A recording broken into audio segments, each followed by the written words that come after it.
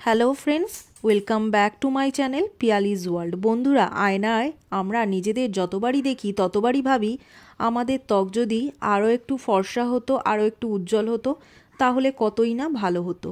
আর তাই ত্বকে ফর্সা আর উজ্জ্বল করে তোলার জন্য আমরা বাড়িতে বসে কত রকম কিছু ব্যবহার করে থাকি। কিন্তু বন্ধুরা, তোমরা কি কখনো টক দইয়ের ব্যবহার করে দেখেছো? তোমাদের ত্বকে যদি টক দই না ব্যবহার করে থাকো, তোমাদেরকে বলতে চাই, ত্বককে নিখুঁত ফর্সা করে দেওয়ার জন্য, ত্বক থেকে সব ধরনের দাগছোপ দূর করে দেওয়ার জন্য, ত্বকে দারুণ লাবণ্যময়ী চকচকে উজ্জ্বল করে দেওয়ার জন্য টক দই অত্যন্ত কার্যকারী।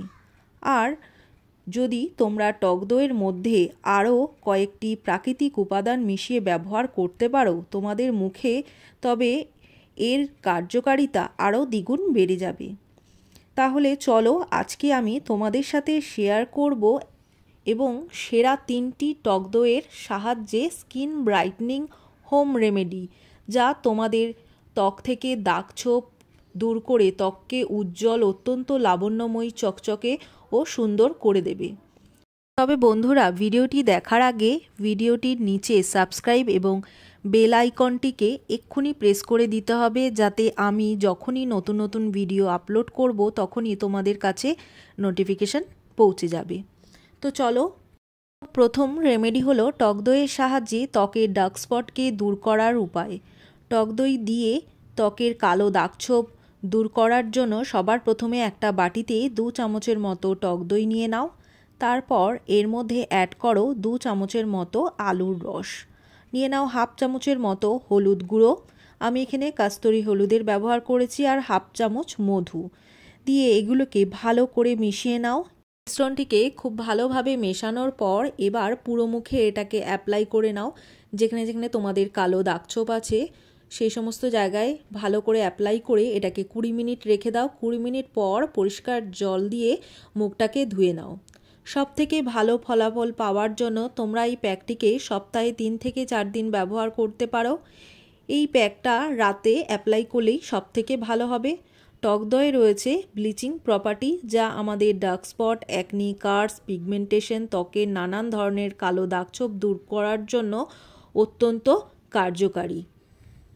এবার দ্বিতীয় রেমেডি হলো টক দইয়ের সাহায্যে দারুণ উজ্জ্বল, লাবণ্যময়ী, গ্লোয়িং ত্বক পাওয়ার জন্য আমরা সবার প্রথমে একটা বাটিতে 2 চামচের মতো বেসন নিয়ে নেব। তারপর এর মধ্যে অ্যাড করে দেব 2 চামচের মতো টক দই। নেব 5 থেকে 6 ফোঁটা এখানে লেবুর রস। লেবুর রসে অনেকের অ্যালার্জি থাকে, সেক্ষেত্রে তোমরা এখানে টমেটোর রসও ব্যবহার করতে পারো। এরপর নিয়ে নেব হাফ চামচের মতো এখানে মধু দিয়ে সমস্ত কিছুকে খুব ভালো করে মিশিয়ে নেব। আমাদের স্কিন গ্লোয়িং টক দইয়ের ফেস প্যাক কিন্তু একদম তৈরি হয়ে গেছে। এবার এটা পুরো মুখে অ্যাপ্লাই করে নেব। পুরো মুখে অ্যাপ্লাই করে এটাকে 20 মিনিট রেখে দেব।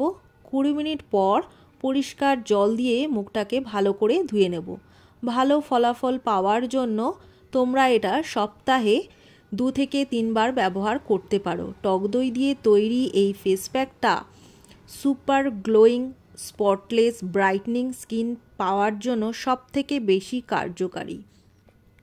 এবার তৃতীয় রেমেডি হলো টক দইয়ের সাহায্যে ওপেন পোর্স রিডিউস করার উপায়।